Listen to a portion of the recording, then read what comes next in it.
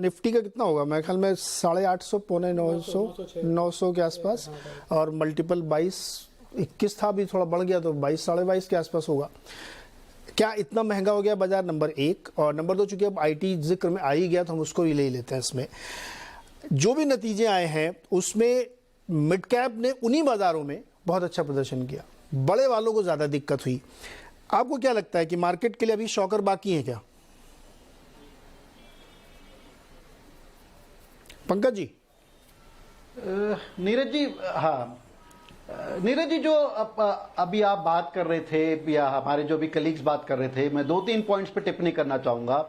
एक तो जो आप ये कह रहे थे कि क्या हमारी मार्केट यूएस मार्केट से डीकपल हो गई है, क्या हमारी मार्केट का यूएस मार्केट से टेम्पररी डाइवोर्स हो गया। I don't agree with that. I think इस तरह की बातें अगर हम पिछले 10-15 साल में बात करें तो कम से कम 7-8 बार डाइवोर्स हो चुका और 7 बार दोबारा कपलिंग हो चुकी है। I think that is not the broader trend. हमारी मार्केट्स का definitely on a larger base जरूर एक जो मदर मार्केट है यूएस मार्केट का असर थोड़ा आगे पीछे लैग के साथ होता रहता है, बट जरूर असर रहता है। We can not ignore that market. तो first point is that. Secondly, इस टाइम जो हमारी मार्केट चल रही है 19-20 के फॉरवर्ड मल्टीपल पे हमारी मार्केट की वैल्यूएशन है, विच इज नॉट चीप। ठीक है, इस time mojo is back, momentum is back. हम देख रहे हैं कि दोबारा से FI money is coming back into the market. Domestic money was always there. पिछले 3-4 महीने में एक लल आया था जब हमारी मार्केट 17,000 की तरफ गई थी, तो देखा गया था, ऐसी बहुत सारी रिपोर्ट्स भी आई थी एनएससी सेबी की तरफ कि काफी सारे एक्टिव इन्वेस्टर्स और पैसिव इन्वेस्टर्स हो गए हैं। They have gone back to their shell, back to their basic job. एक लल देखने को मिला था, but I think below 17,000 market में डेफिनेटली एक we were expecting a bounce back.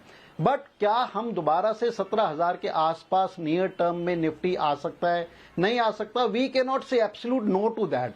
अगर हम परसेंटेज टर्म में बात करें, रादर अगर मैं परसेंटेज टर्म में बात करूं, I would still give about a 30% chance that markets could touch those kind of levels closer to 17,000, 17,200 in से कमिंग मंथ्स। और हमें नहीं भूलना चाहिए कि आने वाले महीनों में काफी सारे इवेंट्स हैं which are not in anybody's control. So definitely जो फेड को लेके कमेंट्रीज रहेंगी आने वाले वक्त में।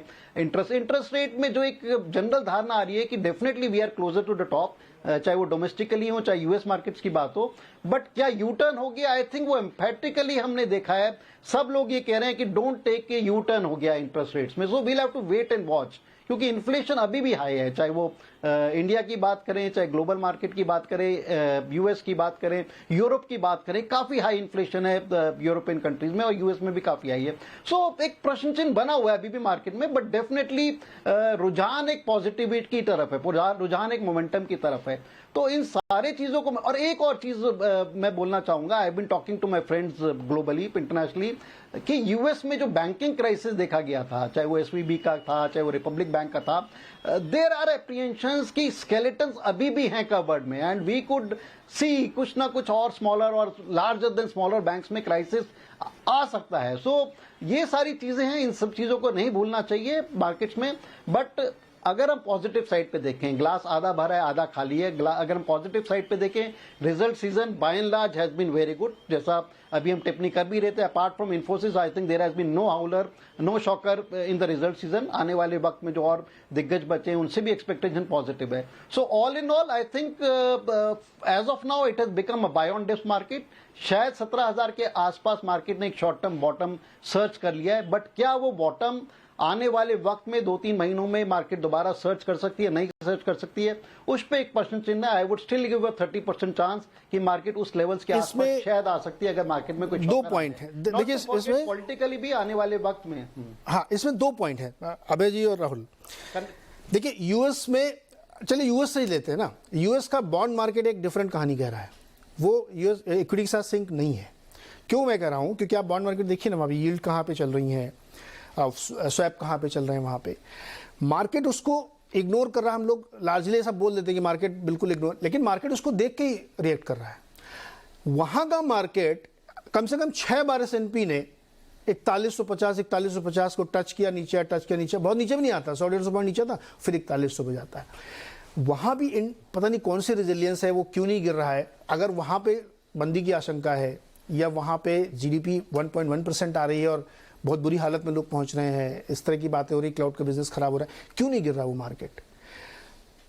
मेरी थ्योरी ये नहीं है कि हम चाहते हैं कि हमारा मार्केट गिर जाए, मैं ये जानने की कोशिश कर रहा हूं कि हमारा मार्केट और उनका मार्केट अलग अलग इसलिए हो रहे हैं क्योंकि हम अपनी चाल पे चल रहे हैं, वो अपनी चाल पे चल रहे हैं। वो भी तो नहीं गिर रहे हैं, वही कहाँ गिरे? अभी जी गिरे क्या वो? नहीं गिरे। इनफैक्ट हमारे शो पे भी इस पे भी पहले चर्चा हो चुकी है कि क्या जो S&P का फेयर लेवल है वो 3500 है, 3200 है, उस लेवल पे खरीदना चाहिए। सर्वे था फंड मैनेजर का, सर्वे था 3500 का। अभी JP मॉर्गन ने भी कहा कि फेयर वैल्यू 3500 है, हो सकता है गिर जाए अगले 3-4 महीने में। पर क्या हो रहा है नीरज जी की एक जो इंटरेस्ट रेट का जो फियर था कि वो अनअबेटेड हो जाएगा, जैसे 2 ईयर की बॉन्ड यील्ड हमने देखी थी महीने 1.5 महीने पहले 5% क्रॉस कर गई थी और तब लोग कह रहे थे कि 8% हो जाएगी, 18% हो जाएगी।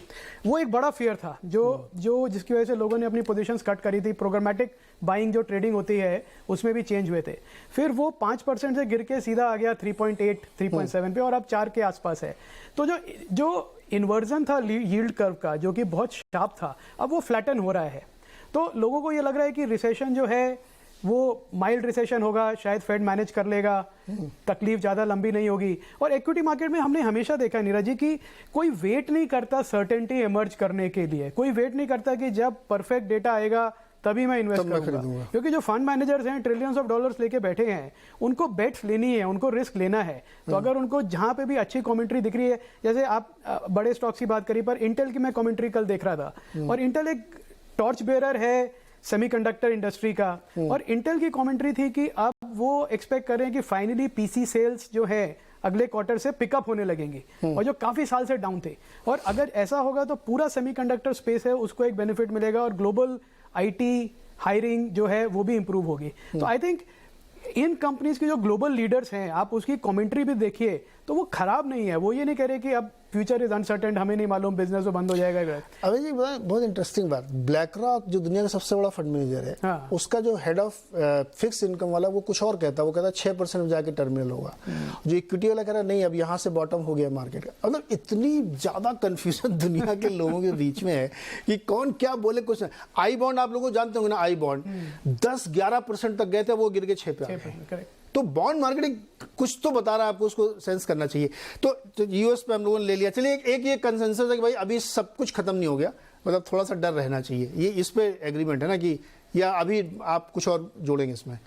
नहीं नीरज जी, इसमें मैं यही कहना चाहूँगा कि ये जो हम स्लो डाउन या रिसेशन की बात कर रहे हैं यूएस में, this is not an asset problem, it is a Fed led slow down और अ फेड लेड रिसेशन। और अगर आप 1975 से लेकर अभी तक का आंकड़ा देख लें, generally Fed led recessions last for only 3 to 5 quarters, 3-4 quarter का एवरेज रहता है, राइट?